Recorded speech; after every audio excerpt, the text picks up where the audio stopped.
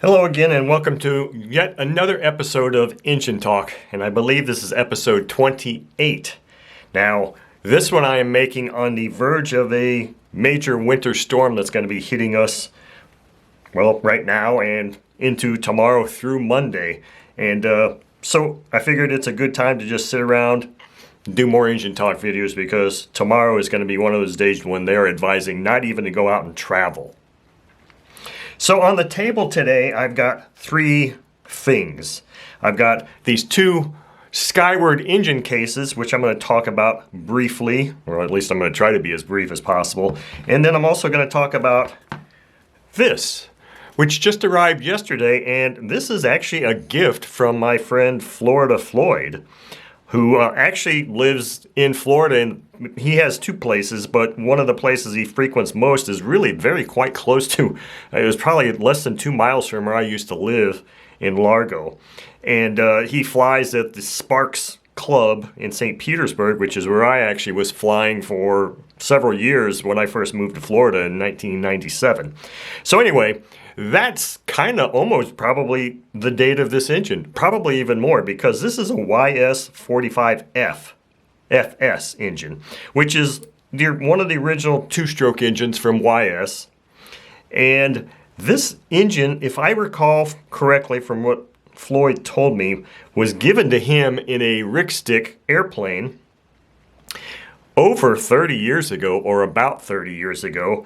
And I don't know how many times Floyd said he flew it, but at least one time, and the final time it went past the runway and into a pond that's at the end of the runway, and it's never been run since. Now, he was just so generous and gracious and said, hey, he called me up the other night and said, hey, I've got this thing, I'm going to send this engine to you. I want you to have it and do whatever you want with it.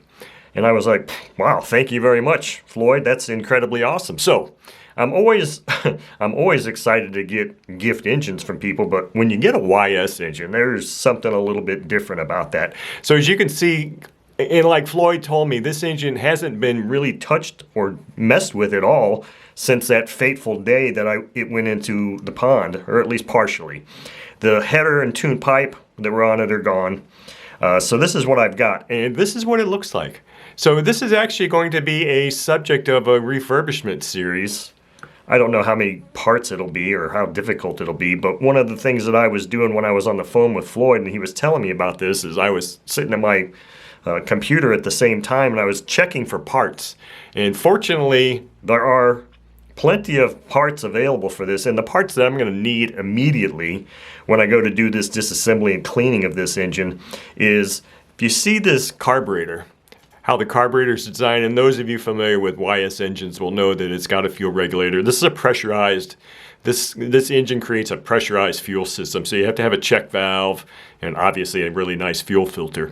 But so here's the regulator, and you'll see this design on many of the YS engines, both 2 and 4-stroke.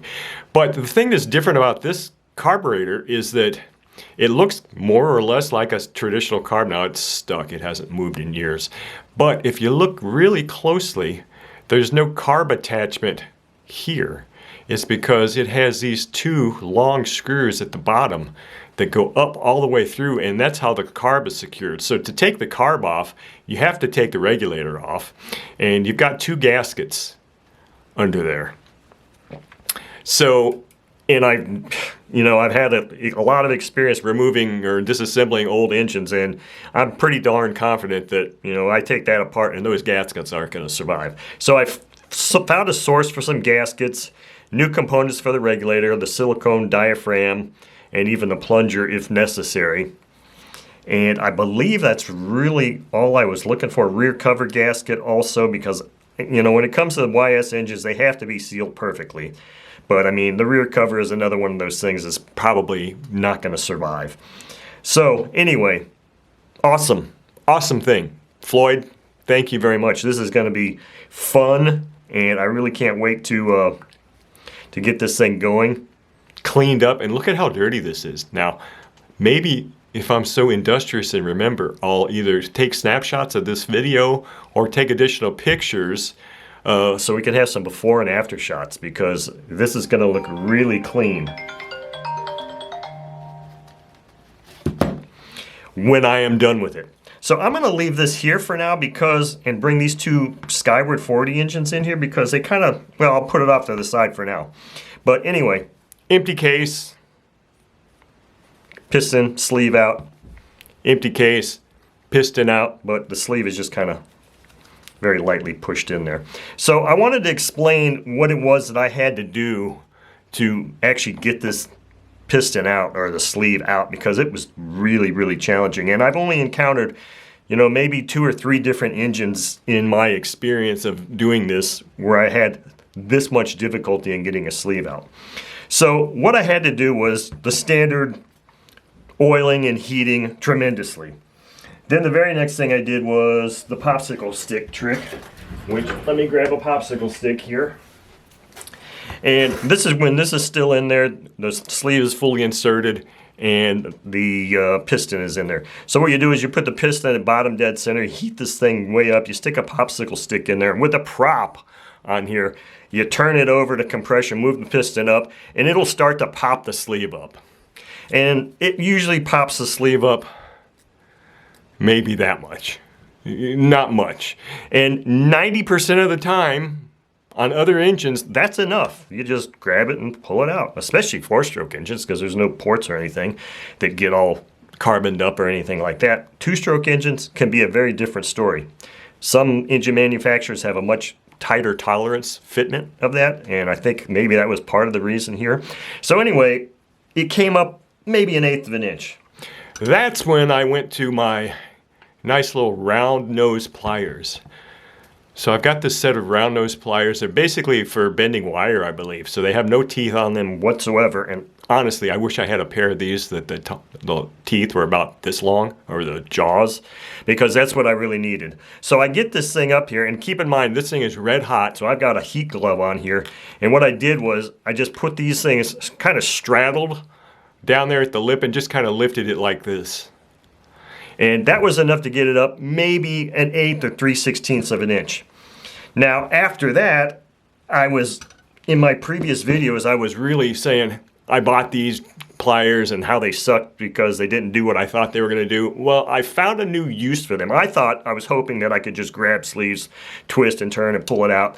But these jaws are just simply too slippery for that. But I did find a way to use them, because these things are awesome because you can set them to different thicknesses and they're not going to crush and destroy that sleeve because they're curved and you can set the thicknesses.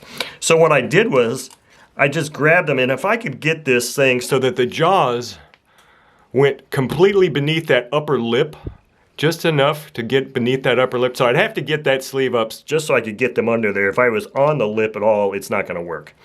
So I got them underneath there so I could grab it like this, and then I just started doing, again, hot glove, very, very hot glove, and I just started doing this with a lever motion like this.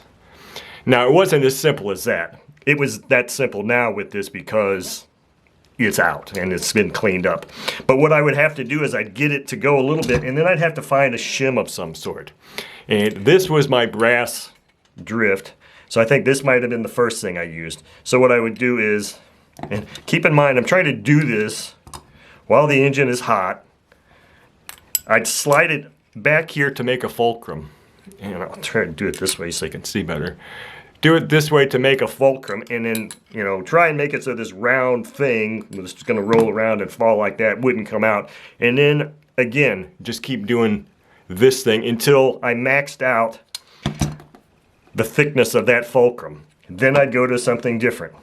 And the only other things I had on hand that were stout enough to work and would not damage anything was this wood propeller. So I managed to jam, I think the wood propeller was the last thing I jammed in there, and a thick dowel. So what I could do is I could go get a variety of different dowels, but I'd prefer to try and see if I can, instead of round dowels, I'd really like to have something square. And maybe square Delrin blocks of varying thicknesses would be good to incrementally, because you can't just at one time just do that. You have to incrementally, or I had to, incrementally do that so that you could just inch that thing up, and then at some point it was enough, but these were still really tight even at the base. Let me get this thing out now. They're still really tight that I actually had to let it cool slightly, and wrap this sleeve a lot with electrical tape, and then use my locking grip jawed pliers with electrical tape wrapped around them to finally do the final, because what was required was once you get on there you have to do a little bit of a turn, and that just seemed to help. So I grabbed it with electrical tape over everything and just kind of did a little turn and it popped right out. So that was the methodology that I had to employ to do that. Is that ideal? Heck no, it's not ideal, and it wasn't fun because I'm trying to use round objects. Well, I can't do any. This hand is busy. It's holding this hot thing. So I'm sitting here trying to hold those jaws in place and balance one of these rolling objects on there and do all of this at the same time. So it wasn't super fun, and there was probably some expletives shouted out in the process of doing that, but either way, I prevailed. So that was the methodology, and boy, and it worked on this engine. But the only other engine I've really had that kind of difficulty with is Super Tiger engines, and I'm not certain that my methodology would work with a Super Tiger engine. And the reason is because even though they've got a lot more thicker or longer cooling fins that stick out, and I don't have a Super Tiger engine here with me to show you this, but stick out, and the cooling fins are all aluminum and they're more brittle. And if you try to do that fulcrum thing there, I think you've got a really good chance of cracking or breaking those top cooling head fins. Just because I think you would. Because these are pretty stout.